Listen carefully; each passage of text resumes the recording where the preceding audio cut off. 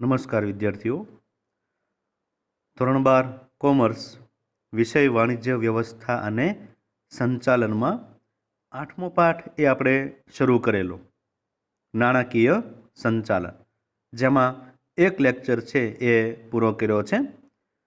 એક લેક્ચરમાં જે કંઈ મહત્ત્વની બાબતો હતી, એટલે કે નાણાકીય સંચાલન એટલે શું, એનો અર્થ, એની વ્યાખ્યા આપણે પૂરી કરી. નાણાંનું કાર્ય કરે તે નાણું. ત્યાર પછી નાણાકીય જે સંચાલન જે છે તો એના લક્ષણો છે એ છેલ્લે આપણે પૂરા કર્યા.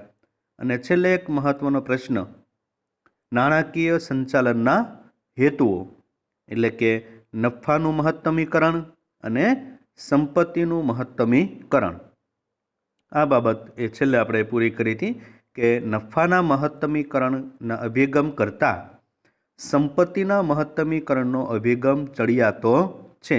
પ્રોફેસર સોલોમન સંપત્તિના મહત્તમીકરણના હેતુની જ તરફેણ કરે છે. આ તમને યાદ રાખવાનું છેલ્લે કીધેલું હતું, બરાબર. હવે વિદ્યાર્થીઓ, એ લેક્ચર 2માં એ આપણે નાણાકીય સંચાલનનું મહત્ત્વ એના વિશે ચર્ચા કરવાની છે. તો દરેક વિદ્યાર્થીનું ધ્યાન પૂરેપૂરું આ લેક્ચરમાં એ હોવું જોઈએ. અગાઉ જે તમને કીધું એમ કે પરીક્ષાની દ્રષ્ટિએ જે મહત્ત્વનું હશે એ તમને અગાઉ જ એ લેક્ચરની અંદર જ કહી દેવામાં આવશે, એટલે એના ઉપર તમારે વધારે ધ્યાન આપવાનું છે. નાણાકીય સંચાલનના એ લક્ષણો જે છે એ આપણે અગત્યના છે. ત્યાર પછી એના હેતુઓ આપણે 2 જોયા, એ પણ મહત્ત્વની બાબત. હવે ત્રીજી બાબત આપણે જોઈએ છે એનું મહત્ત્વ, ઇમ્પોર્ટન્સ ઓફ ફાઇનાન્શિયલ મેનેજમેન્ટ. 1950 પછી વૈશ્વિક સ્તરે ધંધાકીય પર્યાવરણ અને આર્થિક સાંપ્રત પ્રવાહોમાં, સાંપ્રત એટલે કે હાલમાં જે હોય, ચાલુ હોય, એ વર્તમાન સમય, પરિવર્તન થવાને કારણે નાણાકીય સંચાલનનું મહત્ત્વ વધ્યું છે. જેમાં પહેલું છે નાણાકીય જરૂરિયાતોનો અંદાજ. નિશ્ચિત સમય દરમિયાન ધંધા માટે લાંબા ગાળાની અને ટૂંકા ગાળાની મૂડીની કેટલી જરૂરિયાત રહેશે એનો અંદાજ નાણાકીય સંચાલન મેળવે છે. નિશ્ચિત સમયગાળા દરમિયાન ધંધા માટે જે જરૂરી નાણાં છે, નાણાં વગર આપણે અગાઉ શીખી ગયા એ મુજબ કે કોઈ પણ પ્રકારની પ્રવૃત્તિ થઈ શકતી નથી. ધંધાની સ્થાપનાથી માંડી એના વિસ્તરણ સુધી દરેક જગ્યાએ નાણાંની જરૂર તો પડે જ છે. એટલા માટે જ એ ધંધારૂપી શરીરમાં નાણું એક રક્ત સમાન છે, એવું આપણે કારણ સમજી ગયેલા હતા. તો નિશ્ચિત સમયગાળા માટે જ્યારે લાંબા ગાળાની અને ટૂંકા ગાળાની એ નાણાંની જરૂર રહે છે. નાનો ગાળો જે છે, મધ્યમ ગાળો અને ટૂંકો ગાળો, આવા 3 પ્રકારના નાણાંના પ્રાપ્તિ સ્થાનો છે. ક્યાંયથી નાણાં પ્રાપ્ત થશે અને એનો સમયગાળો પણ છે. 0 થી 5 વર્ષ હોય તો એ ટૂંકો ગાળો, 5 થી 10 વર્ષ હોય તો એ નાણાંનો મધ્યમ ગાળો, અને 10 વર્ષ કે તેથી વધુ સમય માટે હોય તો એને કહેવાય એ લાંબો ગાળો. તો એ પ્રમાણે છે નાણાંની જરૂરિયાતનો અંદાજ મેળવે છે. ત્યાર પછી શું થાય, નાણાંની પ્રાપ્તિ. નાણાકીય સંચાલન મૂડીના પ્રાપ્તિ સ્થાનો જે છે એની કરકસરયુક્ત પસંદગી કરી ઓછી પડતરે મૂડી મેળવે છે. નાણાકીય સંચાલન છે એ ક્યાંથી હવે નાણાં પ્રાપ્ત થશે, એટલે કે નાણાકીય પ્રાપ્તિ સ્થાનો, એટલે કે શેર દ્વારા, ડિબેન્ચર દ્વારા, જાહેર થાપણો દ્વારા, લોન દ્વારા અને બોન્ડ દ્વારા. આ બધી જામીનગીરીઓ છે. તો આ બધા છે એ નાણાંના પ્રાપ્તિ સ્થાનો છે. તો એમાંથી જેમાં ઓછી પડતર હોય એવું પ્રાપ્તિ સ્થાન છે એની પસંદગી કરવી જોઈએ. ત્રીજું છે આયોજન અને અંકુશ. નાણાંનો ઉપયોગ કરકસરયુક્ત રીતે થાય એ માટે નાણાં ક્યાંથી આવશે, ક્યાં એની ફાળવણી થશે, ક્યાં એની બિનજરૂરી નાણાં ઉપર એ અંકુશ રખાશે, વપરાશ ઉપર. તો આ બધી બાબતોનું એ આમાં ધ્યાન રાખવામાં આવે છે. નાણાંની વહેંચણી. જુદા જુદા વિભાગો વચ્ચે નાણાંની એવી રીતે વહેંચણી કરે છે કે જેથી દરેક વિભાગને પર્યાપ્ત નાણાં મળી રહે. નાણાં ક્યાંથી આવશે એ પ્રાપ્તિ સ્થાનો નક્કી થઈ ગયા, ક્યાં એનો એ ફાળવણી એ કરવાની છે એ પણ નક્કી થઈ ગયું, અને પછી તો કે યોગ્ય રીતે એની વહેંચણી થાય અને દરેક વિભાગને જરૂરી હોય એટલા નાણાં મળી રહે, જરૂર કરતાં વધારે નહીં. કારણ કે કરકસરયુક્ત રીતે આપણે એની વહેંચણી અને પસંદગી કરવાની રહે છે. પાંચમું નાણાકીય સંચાલનનું મહત્વ છે તરલતાની જાળવણી. તરલતા એટલે કે એક આપણે સમજવા માટેનો શબ્દ કહીએ કે રોકડ સ્વરૂપમાં જે હોય ને એને તરલ કહેવાય. રોકડ પ્રવાહપત્રક અને રોકડ અંદાજપત્ર તૈયાર કરી કેટલી રોકડ છે એની જાળવણી કરાય છે. ચોક્કસ રોકડ શિલક હાથ ઉપર રાખી શકાય. આવકની વહેંચણીમાં નફાનો કેટલો હિસ્સો શેર હોલ્ડરો વચ્ચે ડિવિડન્ડ તરીકે વહેંચવો અને નફાના એ કેટલા ભાગનું ધંધામાં પુનઃરોકાણ કરવું એ નક્કી કરે છે. જે કાંઈ એ નાણાં એ આપણે આવશે, આવક થશે, તો એની વહેંચણીમાં તો કે જે નફો થયો તો એમાંથી કેટલો શેર હોલ્ડરો, જે કંપનીના સાચા માલિકો કહેવાય ને, શેર હોલ્ડરો, શેર ધારકો જે કંઈ આપણે કહીએ છીએ, જેણે શેર ધારણ કર્યા છે તે, એને કંપનીના સાચા માલિકો કહેવામાં આવે છે. એણે જે રોકેલા નાણાંનું એને દર વર્ષે નફાના આધારે શું એ વહેંચવું પડે છે? ડિવિડન્ડ. તો એ તરીકે કેટલો વહેંચવો અને કેટલો નફો જે બાકી વધે છે તો એ ડિવિડન્ડ તરીકે વહેંચવાને બદલે અમુક નફો હોય એને શું કરાય તો કે ધંધામાં પુનઃરોકાણ, એટલે કે વહેંચવાને બદલે બધા જે એના શેર હોલ્ડરો છે એના ભાગે વહેંચવાને બદલે એ નફો છે એનું ધંધામાં ફરી એમાં ને એમાં જ રોકાણ કરવામાં આવે છે, જેને કહેવાય ધંધામાં નફાનું પુનઃરોકાણ. ચાલુ મિલકતોનું સંચાલન આપણે અગાઉ પણ શીખી ગયા. કાયમી મિલકતો અને ચાલુ મિલકતો, જેમાં કાયમી મિલકતોમાં જમીન, મકાન, પ્લાન્ટ, યંત્રો, ફર્નિચર આ બધાનો સમાવેશ થાય. ચાલુ મિલકતોમાં રોકડ, સ્ટોક, દેવાદારો, લેણી ઊંડી આ બધાનો સમાવેશ થાય. એનું સંચાલન નાણાકીય સંચાલનમાં કરવામાં આવે છે, જે એનું મહત્વ છે. ચાલુ મિલકતોમાં રોકડ, દેવાદારો, માલ સામગ્રી આમાં વર્ષ દરમિયાન શું થયા રાખે? ફેરફાર થયા રાખે, એટલા માટે એને ચાલુ મિલકતો કહેવાય. વેચાણપાત્ર જામીનગીરીઓ, બેંક શિલક વગેરેનો સમાવેશ થાય છે.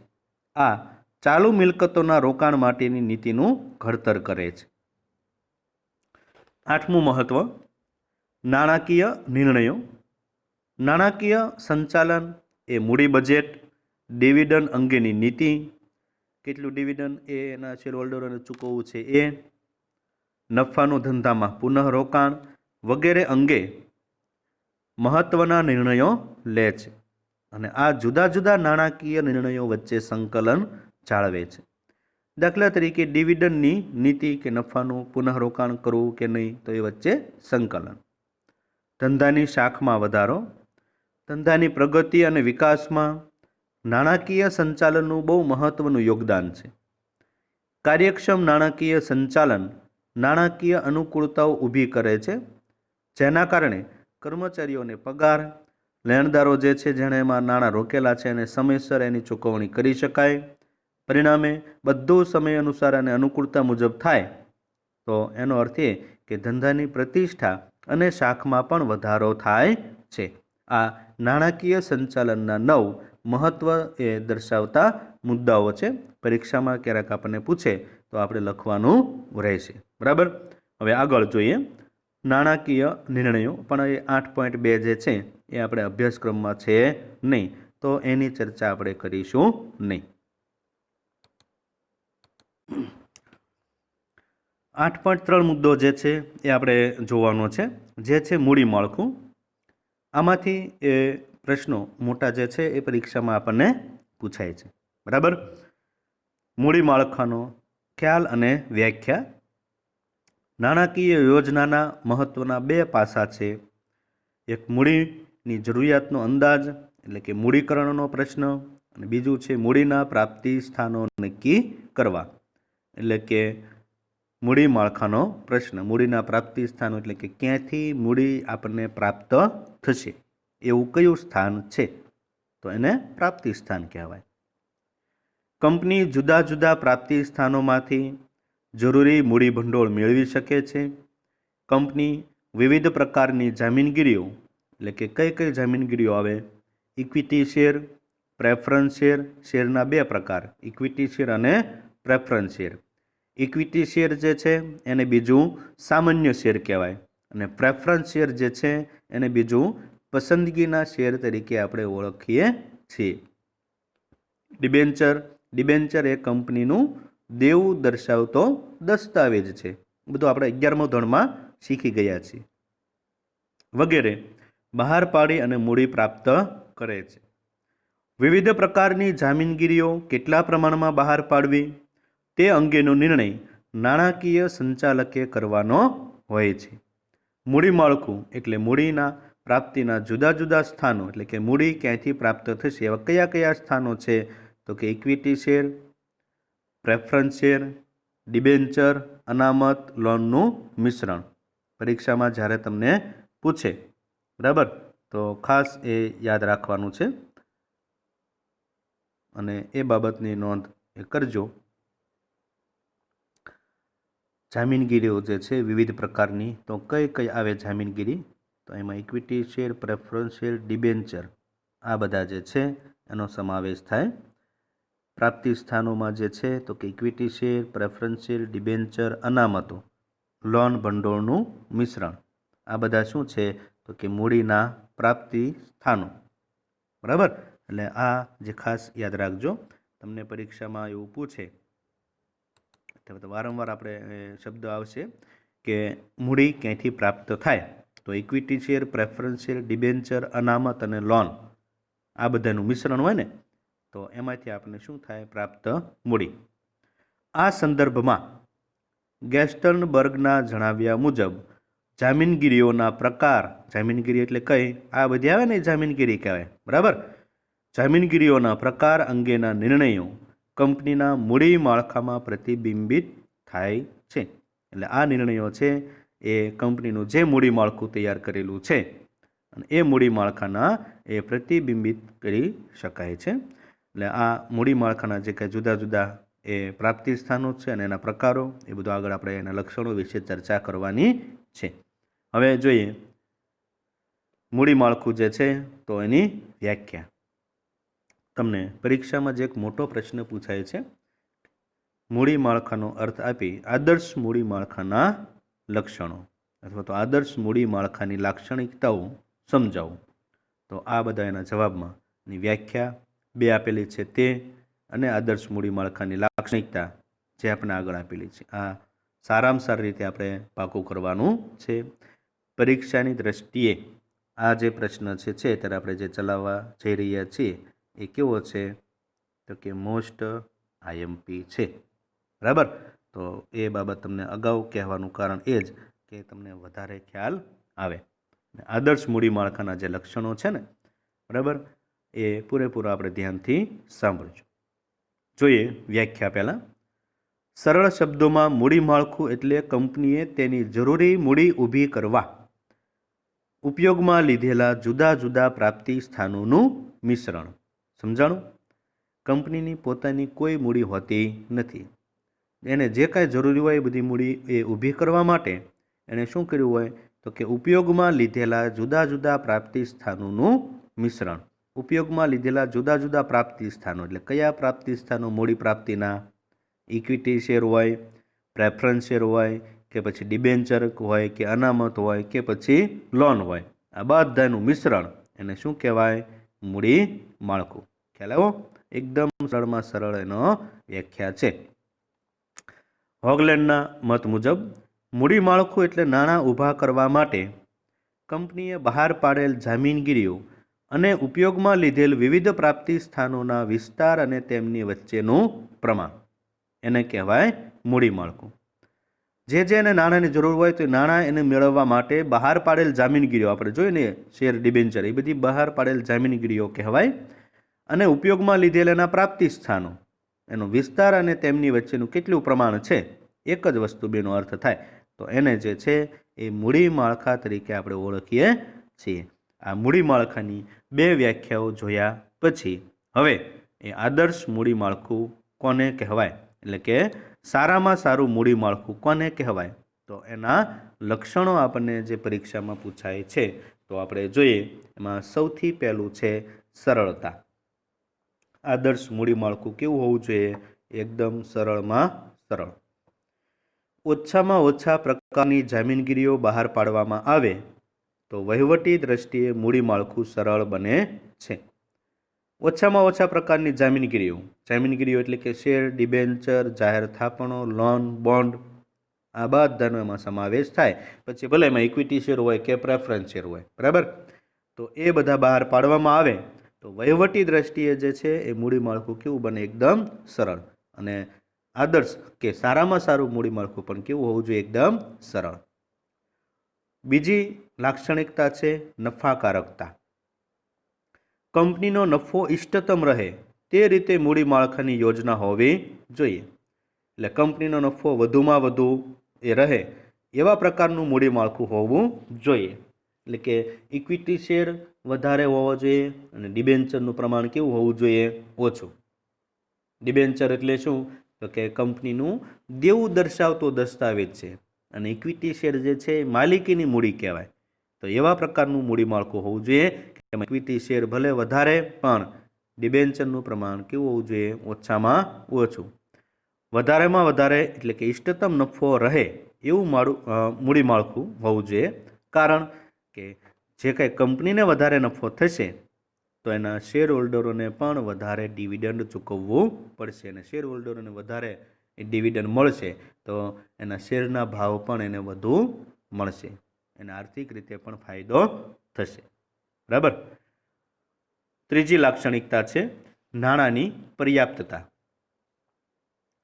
મૂડી માળખામાં વિવિધ પ્રાપ્તિ સ્થાનોનું સંયોજન એવી રીતે કરવું જોઈએ કે જેથી પર્યાપ્ત નાણાં પ્રાપ્ત થાય.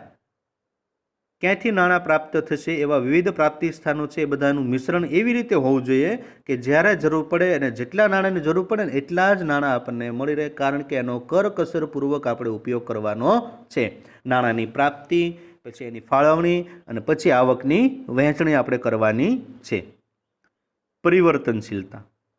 કંપનીનું મૂડી માળખું પરિવર્તનશીલ હોવું જોઈએ. જ્યારે જરૂર પડે ત્યારે એમાં ફેરફાર કરવો હોય તો કરી શકાય છે, ક્યારેય જડ ન હોવું જોઈએ. જેટલી બદલાતા સંજોગો અને પરિસ્થિતિ અનુસાર એમાં ફેરફાર કરવો હોય તો કરી શકાય છે. કરકસર. પાંચમો મુદ્દો છે મૂડી માળખામાં વિવિધ પ્રાપ્તિ સ્થાનોનું સંયોજન એવી રીતે થવું જોઈએ કે જેથી મૂડીની પડતર કેવી આવે? ઓછામાં ઓછી, એટલે કે લઘુત્તમ થાય. મૂડી માળખું જે છે આપણે જેટલા નાણાં એને જરૂર પડે એટલે નાણાંના પ્રાપ્તિ સ્થાન લેવાના ખરા, ચોક્કસ, પણ એનો કરકસરપૂર્વક નાણાંનો ઉપયોગ કરવાનો અને મૂડીની પડતર જે છે એ ઓછામાં ઓછી આવે ને એવા પ્રકારનું પ્રાપ્તિ સ્થાન આપણે નાણાંનું પસંદ કરવાનું છે. એને જ આદર્શ મૂડી માળખું કહી શકાય. સમતુલા. માલિકીની મૂડી અને ઉછીની મૂડી વચ્ચે યોગ્ય સમતુલા જળવાવી જોઈએ. માલિકીની મૂડી અને ઉછીની મૂડી. માલિકીની મૂડી એટલે કઈ? તો કે શેર. અને ઉછીની મૂડી હોય તો કઈ? તો એના માટે છે કયું? ડિબેન્ચર. આ જે છે એ માલિકીની મૂડી કહેવાય, આ છે એ ઉછીની મૂડી કહેવાય. તો એ બે વચ્ચે સમતુલા જળવાવી જોઈએ. એટલે કે શેર જે છે એ વધારે હોવો જોઈએ, ડિબેન્ચરનું પ્રમાણ ઓછું હોવું જોઈએ. ડિબેન્ચર એ તો દેવું છે, એ ભરપાઈ કરવું જ પડે. શેર એ પોતાની આપણી માલિકીની મૂડી કહેવાય, બરાબર. તો શેરનું પ્રમાણ છે એ વધારે હોવું જોઈએ માલિકીની મૂડી, અને ઓછીની મૂડી જે છે ને ડિબેન્ચર એ કેવી હોવી જોઈએ? ઓછી. માલિકીની મૂડી કરતાં ઓછીની મૂડી વધારે હોવી જોઈએ નહીં, તો અસમતુલા કહેવાય. એટલા માટે જ કીધું છે કે માલિકીની જે મૂડી છે અને ઉછીની મૂડી વચ્ચે યોગ્ય સમતુલા જળવાવી જોઈએ. તરલતા. સાતમું લક્ષણ છે જવાબદારી કે દેવાની ચૂકવણી સમયસર થઈ શકે. જવાબદારી અને દેવું એટલે કયું? ડિબેન્ચર. એ પ્રકારની જોગવાઈ મૂડી માળખામાં હોવી જરૂરી છે. આઠમી લાક્ષણિકતા આકર્ષણ. વિવિધ પ્રકારના રોકાણકારોને રોકાણ કરવા માટે આકર્ષી શકે તેવા પ્રકારનું મૂડી માળખું હોવું જોઈએ. એટલે બીજા લોકો છે એ કંપનીમાં રોકાણ કરે તો એના માટે પહેલાં જોશે કે ભાઈ આમાં માલિકીની મૂડી કેટલી છે અને ઉછીની મૂડી કેટલી રોકેલી છે. જો ઉછીની મૂડી વધારે રોકેલી હોય તો બીજા કોઈ રોકાણકારો છે એ આ કંપનીમાં રોકાણ કરવા માટે આકર્ષાતા નથી. પણ એ જોશે પહેલાં કે ભાઈ માલિકીની મૂડી બહુ વધારે છે અને ઓછીની તો થોડીક જ મૂડી છે, એટલે કે ડિબેન્ચરનું પ્રમાણ બહુ ઓછું છે, તો એને પોતાનું હિત જળવાશે, પોતે રોકેલા નાણાંનું વળતર એને મળશે એવી આશા અને અપેક્ષા સાથે એ આ કંપનીમાં રોકાણ કરવા માટે આકર્ષાશે.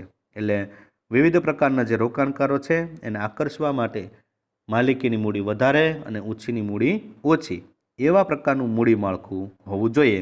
એને જ આપણે આદર્શ મૂડી માળખું કહીએ છીએ. 9મી લાક્ષણિકતા સદ્ધરતા. ઓછીની મૂડીનું પ્રમાણ એટલું બધું વધુ ન રાખવું જોઈએ, એટલે કે ડિબેન્ચરનું, બરાબર ને. ઓછીની મૂડી એટલે શું? ડિબેન્ચર. એનું પ્રમાણ એટલું બધું વધુ ન રાખવું જોઈએ કે જેથી વ્યાજનો બોજો સહન ન થાય. ડિબેન્ચર ઉપર શું ચૂકવવું પડે? વ્યાજ. શેર ઉપર આપણને શું મળે? ડિવિડન્ડ. બરાબર, આ યાદ રાખજો. એટલે વધારે પડતું જે છે એ વ્યાજનો બોજો સહન ન થાય અને નાદારીનું પણ જોખમ ઊભું ન થાય એવા પ્રકારનું આદર્શ મૂડી માળખું હોવું જોઈએ. આ આદર્શ મૂડી માળખાના જે 9 લક્ષણો છે, બરાબર, એ 9 લક્ષણો એ તમને પરીક્ષામાં જે છે એ પૂછાય તો સારામાં સારી રીતે લખવાના છે. અને તમારે તમારી રફ નોટબુક જે છે એમાં આ 9 લક્ષણો જે છે એ એકવાર લખી અને પાકા કરવાના છે. એટલે આ તમારું હોમવર્ક છે, બરાબર. આદર્શ મૂડી માળખાના લક્ષણો તમને પરીક્ષામાં પૂછાય છે એટલા માટે તમને હોમવર્ક આપેલું છે, બરાબર. ખાસ યાદ રાખજો. હવે આપણે એના પછી આગળ મૂડી માળખાના પ્રકારો વિશે ચર્ચા કરીએ. એમાં એના પ્રકારો જે છે એ 4 છે. તમને પરીક્ષામાં ક્યારેક પૂછી શકે મૂડી માળખાના પ્રકારો. એકદમ સરળ છે. જો પહેલું જે છે એ માત્ર ઇક્વિટી શેરનું મૂડી માળખું. એક પછી એક જ યાદ રાખજો, એટલે એકદમ સરળ, એક જ મિનિટમાં તમને યાદ રહી જાય એવું છે. પહેલું શું આવે? ઇક્વિટી શેરનું મૂડી માળખું, બરાબર. પછી શું કરવાનું? પ્રેફરન્સ શેરનું મૂડી માળખું જે છે એ લેવાનું અને પહેલું જે છે એ બે ભેગું કરવાનું, એટલે કે ઇક્વિટી શેરનું મૂડી માળખું અને પ્રેફરન્સ શેરનું મૂડી માળખું. ઇક્વિટી શેર બધામાં આવે છે, જો કોમન, બરાબર. એટલે ઇક્વિટી શેર પહેલાં થઈ ગયું. બીજામાં શું લખવાનું? તો કે ઇક્વિટી શેર અને પ્રેફરન્સ શેર. ત્રીજું ઇક્વિટી શેર અને ડિબેન્ચર, બરાબર. આમાં ડિબેન્ચર એક શબ્દ નવો ઉમેરાણો. અને ચોથામાં છે ઇક્વિટી શેર, પ્રેફરન્સ શેર અને ડિબેન્ચર. ત્રણે જે છે ને આ ત્રણે અલગ અલગ છે, એ ત્રણેયને અહીંયા ભેગા લખી નાખવાના, બીજું કાંઈ છે નહીં આમાં. એવા પ્રકારનું મૂડી માળખું જે છે એની યોગ્ય સમતુલા જળવાવી જોઈએ. ફરીથી કે ભાઈ જે કંઈ છે મૂડી માળખાના પ્રકારો તમને પરીક્ષામાં પૂછાય, બરાબર. તો એના માટે જે સૌથી પહેલાં તો કે માત્ર ઇક્વિટી શેરનું મૂડી માળખું, પછી ઇક્વિટી શેર અને પ્રેફરન્સ શેર બે ભેગા લઈ લેવાના. ઇક્વિટી શેર અને પ્રેફરન્સ શેર લઈ લીધું. હવે ઇક્વિટી શેર અને ડિબેન્ચર એનું મૂડી માળખું લઈ લેવાનું.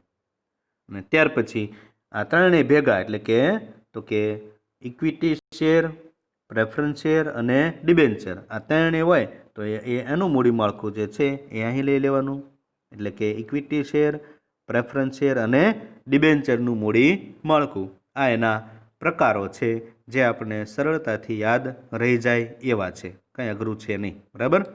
એટલે જ્યારે મૂડી માળખાના પ્રકારો પૂછે ને તો આ 4 એ 4 એ આપણે લખવાના છે, બરાબર. હવે જોઈએ આગળ એના વિશે માહિતી. મૂડી માળખાને અસર કરતા પરિબળો. પરીક્ષામાં જે છે એ તમને આ પ્રશ્ન પૂછાય એવો છે. મૂડી માળખાને અસર કરતા પરિબળો. તો એ પરિબળો જે છે એને ખાસ યાદ રાખવાના છે.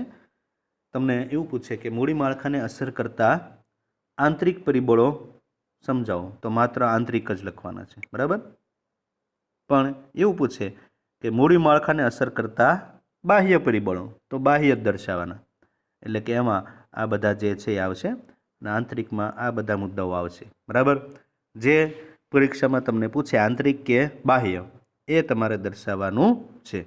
તો પરીક્ષાની દૃષ્ટિએ આ પણ એક પ્રશ્ન મહત્ત્વનો છે, તો ખાસ યાદ રાખજો. જોઈએ આપણે મૂડી માળખાને અસર કરતા પરિબળો 2 છે, એક આંતરિક અને એક બાહ્ય. ટૂંકો પ્રશ્ન 1 માર્કનો પણ તમને પૂછી શકે કે મૂડી માળખાને અસર કરતા પરિબળો કેટલા? 2. કયા કયા? આંતરિક અને બાહ્ય. આંતરિક એટલે એનો અર્થ શું થાય? એકમની અંદર અસર કરતા પરિબળો. અને બાહ્ય એટલે કે એકમની બહાર, જેના ઉપર સંચાલકનો કોઈ કાબુ હોતો નથી, એ પરિબળો એને બાહ્ય કહેવાય. આંતરિક પરિબળો જે છે એમાં જોઈએ બેમાં 7 એ મુદ્દાઓ છે. તો કે ધંધાનો પ્રકાર કયા એ પ્રકારનો છે ધંધો, એ ધંધાનું કદ નાનું છે કે મોટું, એ ધંધાની કમાણીના અંદાજો, મિલકતોનું સ્વરૂપ અને જરૂરિયાત, સંચાલકોનું વલણ, નાણાકીય જરૂરિયાત અને મૂડીની જરૂરિયાતનો સમય. આ 7 જે છે મુદ્દા એ મૂડી માળખાને અસર કરતા આંતરિક પરિબળોમાં સમાવેશ થાય છે. મૂડી માળખાને અસર કરતા બાહ્ય પરિબળો જે છે તો એમાં 7 મુદ્દા કયા કયા છે? તો કે મૂડી બજારમાં તેજી અને મંદીની પરિસ્થિતિ, મૂડી બજારમાં પ્રવર્તમાન વ્યાજનો દર, મૂડી પડતર જામીનગીરીઓ બહાર પાડવાનો ખર્ચ, કાનૂની નિયંત્રણો, કરવેરા અંગેની નીતિ, સંસ્થાકીય રોકાણકારો, વિદેશી સંસ્થાકીય રોકાણકારો. આમાં પણ એ આંતરિક પરિબળોની જેમ બાહ્ય પરિબળોમાં પણ 7 મુદ્દાઓ આપેલા છે. તો આ જે છે એ મૂડી માળખાને અસર કરતા આંતરિક અને બાહ્ય પરિબળો છે, જેના વિશે આપણને વિગતે અભ્યાસ એટલે કે આગળના મુદ્દાઓ દ્વારા આપેલો છે, જેની ચર્ચા એ આપણે હવે લેક્ચર 3માં કરીશું. આજનો આ બીજો લેક્ચર આપણે અહીંયા સુધી રાખીએ. જેટલી મહત્ત્વની વસ્તુઓ કીધેલી છે તો એ હોમવર્કમાં પણ લખજો અને વધારેમાં વધારે લેક્ચરને રિવિઝન કરજો, તો જ આમાં સમજાય છે. એટલે દરેક વિદ્યાર્થીને ફરીવાર કહું છું કે મોસ્ટ આઈએમપી જે બધું કીધેલું છે એટલી બાબતો ખાસ તૈયાર કરજો. આજનો લેક્ચર આપણે અહીં સુધી રાખીએ.